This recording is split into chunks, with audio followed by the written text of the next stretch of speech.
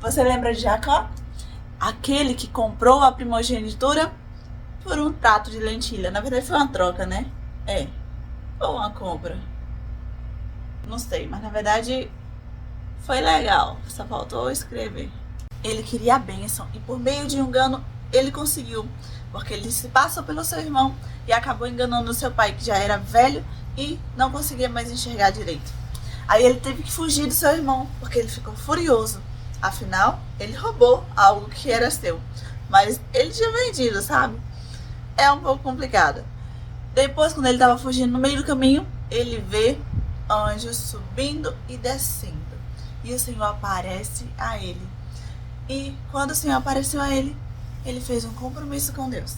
Ele disse: se for comigo e me guardares nessa viagem que faço, e me der pão para comer e veste para vestir, e em paz tornar a casa do meu pai, o Senhor será o meu Deus. E no começo da história a gente fica indignado com Jacó. Ele começa roubando, ele começa enganando, mas depois ele faz esse voto com Deus. E o Senhor o abençoou, lhe deu esposa, riquezas, e ele voltou para a casa do seu pai.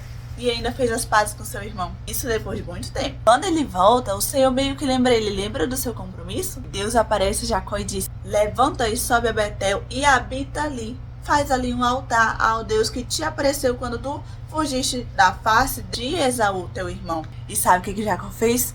Jacó levantou e mandou todo mundo da sua família entregar os deuses. Porque sua família, muitos não serviam a Deus de verdade não. Eles tinham deuses escondidos.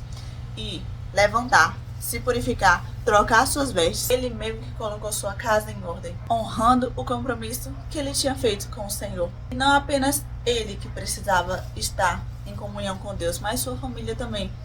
E aí ele foi oferecer um altar ao Senhor, no qual mudou o seu nome e disse: o teu nome é Jacó, mas não te chamarei assim. Você será Israel. Já no final da vida de Jacó, em Gênesis capítulo 48, ele abençoa seu filho José. E é o mesmo cenário no qual ele está numa cama, já de idade, e não consegue nem mais enxergar. Eu imagino que passou um flash na cabeça de Jacó, lembrando também o que ele fez com seu pai, Isaac, que foi enganado quando cego. Mas aqui ele não foi enganado.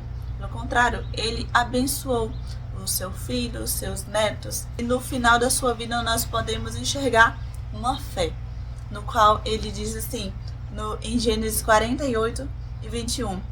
Como vocês estão vendo, eu vou morrer, mas Deus estará com vocês e os levará de volta para a terra dos seus antepassados. Ele lembra da promessa que o Senhor havia feito. E não só lembra, ele acredita que o Senhor iria levar, porque o lugar deles não era ali.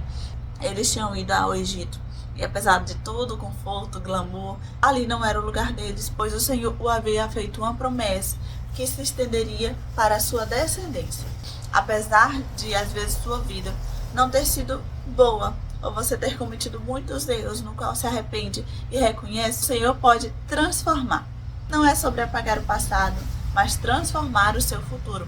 Estar com você em cada passo que der. Assim como o Senhor esteve com Jacó, abençoando, protegendo e honrando, e até mesmo se comprometendo a entregar ainda uma bênção, que seria uma terra. Então lembra, nem é por mérito seu, mas por decisão de servir, de adorar e de renunciar a si mesmo, aquele ego, aquela vontade de querer ser melhor fazendo de maneira errada. Mas o importante é você reconhecer o seu erro e voltar para o Senhor, porque o melhor é você pedir que Ele esteja contigo na caminhada. E já pensou? Constituir um altar e alinhar a sua família para servir a Deus também.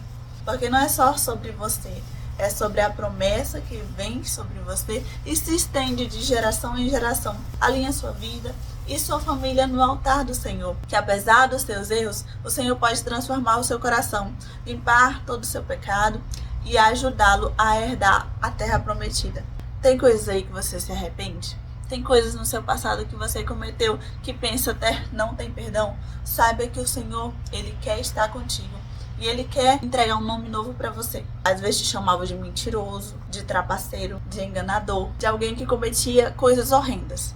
Mas não se preocupe, O seu nome não será aquilo que você cometeu, mas será uma marca de alguém que renunciou e serve a um Deus que pode transformar o seu passado. E não só o seu, mas de sua família também. Fique com Deus.